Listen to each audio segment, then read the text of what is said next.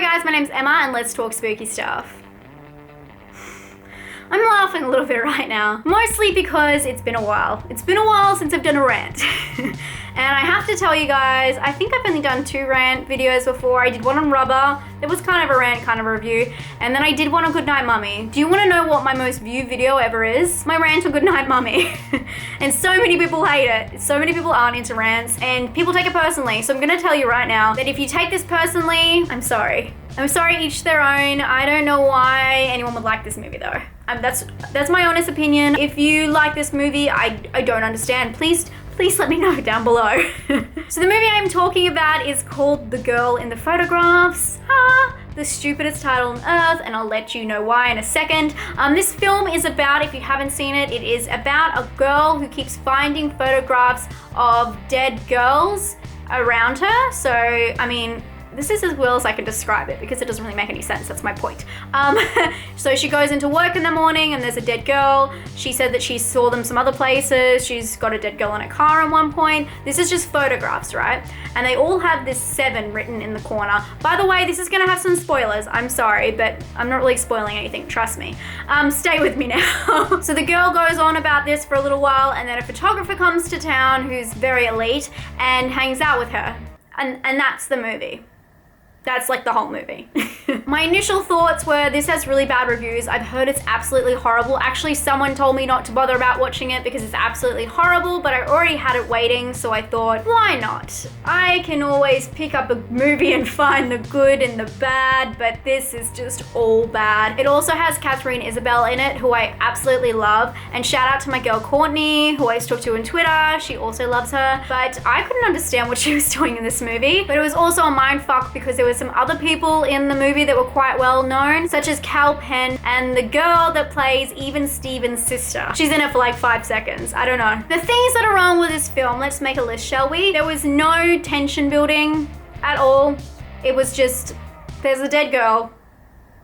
Thank you very much. The sound effects were all wrong. Everything was in the wrong place. Things were too loud, things were too soft. I didn't know what the fuck was going on because of it, and it was very distracting. But let's get on to the cliches. And first off, there's this photographer who's, I'll get onto the dialogue in a moment, but just for now, photographer who's like a wannabe Terry Richardson, very, sleeping with everybody and very elite. Next, there's the models who actually say, and again, I'm back with the dialogue, models don't eat. Just very backwards people. Also the killers, I don't know what to say. If you saw them in your grocery store, you would know they were serial killers, so the mystery is all gone with this. The cops are played out to be complete idiots, which I really don't like. It's like an episode of The Simpsons. The girl goes and tells them that someone's following her and giving her pictures of dead girls, and they go, but did you get hurt? But did you die? But did you die? That's not how it works, buddy. And next, the dialogue. Motherfucker. There is a point where the photographer goes on this little rant about whether he is a PC or a Mac. And he's like, am I the PC in the situation or am I the Mac? And it's the weirdest fucking thing that I've ever seen, and I'm like, what is the point?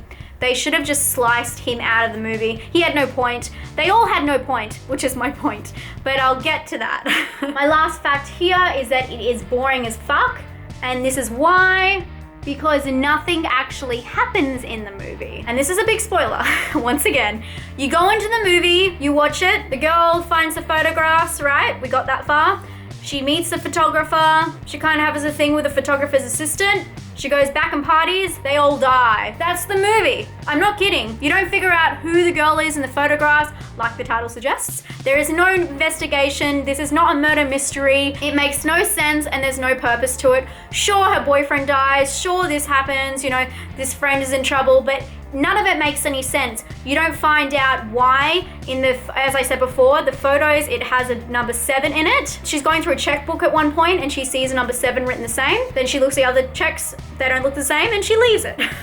It doesn't make any sense. The serial killers are revealed within the first, the first act. There is no mystery. They don't say why they're doing it. They have an obsession with the girl, but they don't say why. They don't say anything. It's my point.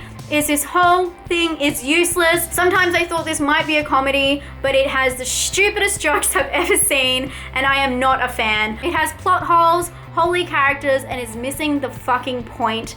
if you want to watch a movie that is about nothing, this is the movie for you. It's a waste of 95 minutes of your life, and I'm really sad to say that this is the last film that Wes Craven was ever credited in. He got a producer credit. I love Wes Craven, and I'm very sad about this because it does not define who he was at all. If you've seen the movie, let me know down below. I'm not even gonna rate this one. I don't think it needs it. I'm sure you guys know how I feel, 0, 0, 0. I hope that you guys were okay with me ranting. Let me know if you like these rant videos by giving me a thumbs up. And I'll talk to you guys soon. Stay spooky. Bye.